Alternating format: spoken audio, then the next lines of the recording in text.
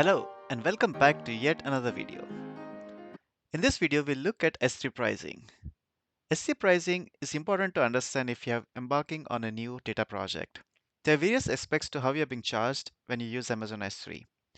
There is charges for storage, operations, that is charges on get and put request, charges on data transfer, and for some storage classes, there is also a charge for retrieval.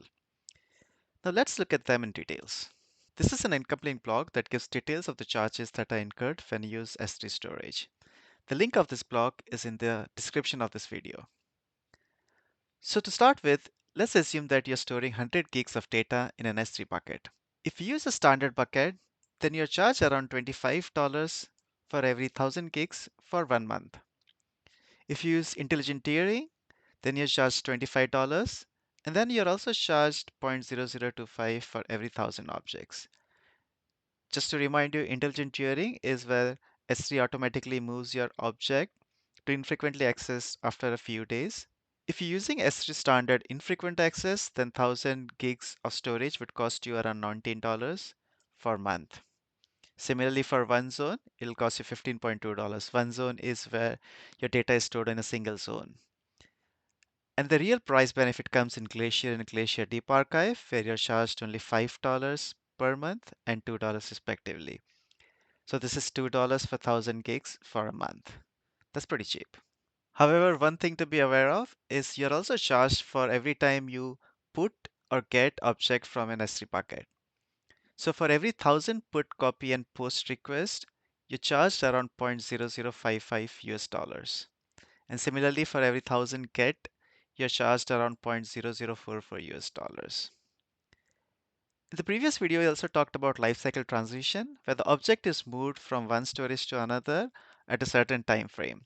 So you can move an object from standard to say infrequently accessed in 30 days or 45 days and or whatever time period you want to specify. Now it is not charged for standard, but for other storage it is charged at 0.01 and for Glacier at 0.036 for every 1000 requests. For object storage such as Glacier, you also have to pay for retrieval charges. So retrieval charges for Glacier varies from 0.003 to 0.036 per GB. Now this variation is because there are different time periods of retrieval. If you want to retrieve it as soon as possible, then 0.036 is the charge.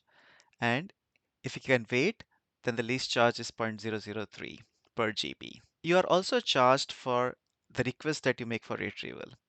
And similarly, depending on how fast you want to retrieve, the charges vary from zero point zero 0.03 to $12 per thousand request.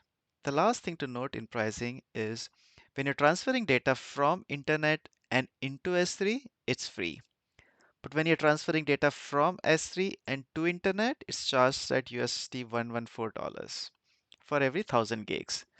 This is something to keep in mind when you are hosting a website using S3 or when users can directly download file from S3 buckets.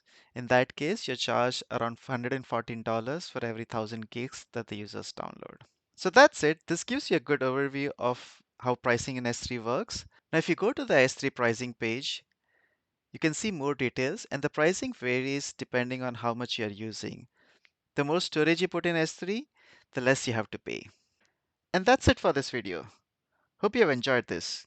Subscribe to my channel for more videos on S3. See you in the next video.